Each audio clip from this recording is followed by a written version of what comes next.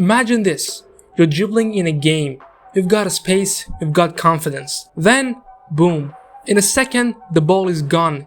You look around thinking, how? I didn't even make a mistake. Here's the truth.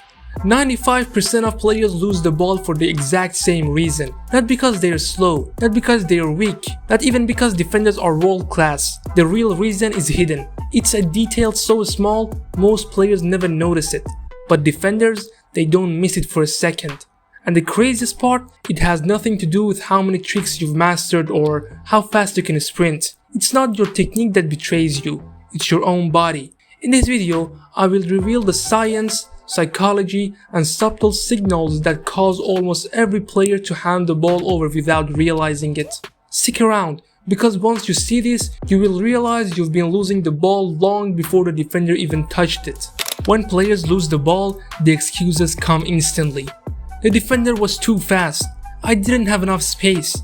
I should have done more drills. We have all heard this, maybe even said them ourselves. But here's the reality. Those are surface excuses. They sound convincing, but they're not the truth.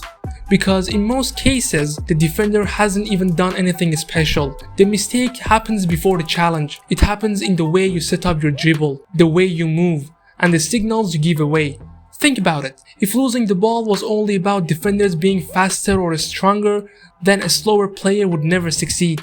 But time and time again, we see average pace players outclassing elite defenders. So why do 95% of players still lose the ball? Because it's not about the defender stealing it, it's about you giving it away. Here's the hidden killer. Your body is always talking, even when you're not. And on the pitch, those signals betray you before you've even made a move. Your shoulders stiffen when you're about to turn. Your stride changes just before you cut inside. Your eyes flick to where you want to go. Defenders don't need to be geniuses to stop you. They just read the signals your body screams out. That's why 95% of players lose the ball. Not because the defender outplays them, but because the defender already knows what's coming. It's like showing your cards in poker before the game even starts. The outcome is already decided. And here's the harsh truth. Once your body has exposed your move, no amount of tricks or speed can save you. You've lost the duel before it even began. So many players think the solution is adding more tricks. Stepovers, spins, elastico. They believe if they keep stacking moves, the defender will break. But here's the harsh truth. If your body already gave the direction, no trick can save you. Defenders don't actually watch your feet. They read the story your body tells before the move even happens. That's why you will see players spam 5, 6, or even 7 stepovers and the defender just waits. Then, with one simple tackle, the ball is gone. It's not because the stepover is bad, it's because the body signal already exposed the lie. The real battle isn't ball versus defender, it's your signals versus their anticipation.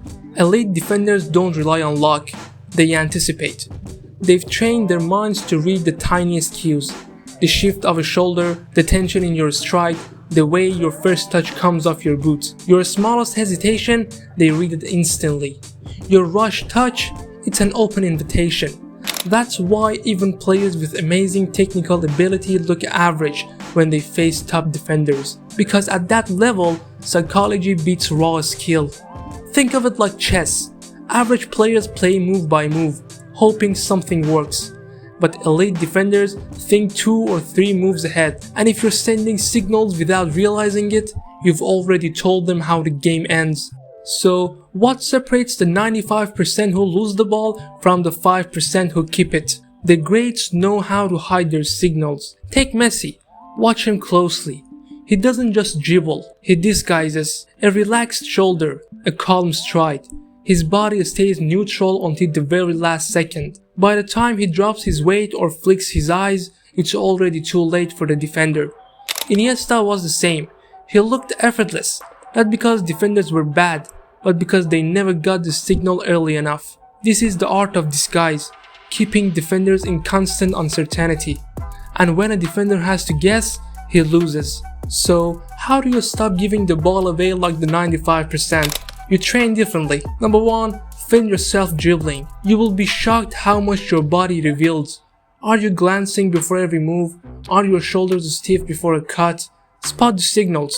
Number 2. Tight space training. Play in small and crowded areas. When there is no room for chaos, you are forced to control your signals and stay calm. Number 3. Pause drills. Practice freezing mid-dribble. Wait for the defender to lean or commit. Then punish him. This teaches you to control rhythm instead of rushing. Number 4. Breathing control. Panic makes your body stiff and predictable. Calm breathing keeps your signals neutral. A calm body equals a sharp mind. Dribbling is not about adding more moves. It's about removing the signals that betray you. Most players believe dribbling is only about speed or strength, but football is actually a battle of rhythms. Think of it like music.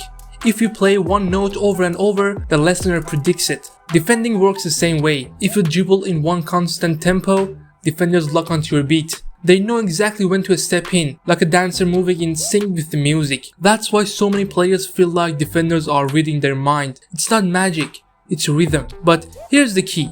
When you break that rhythm, the defender loses his timing.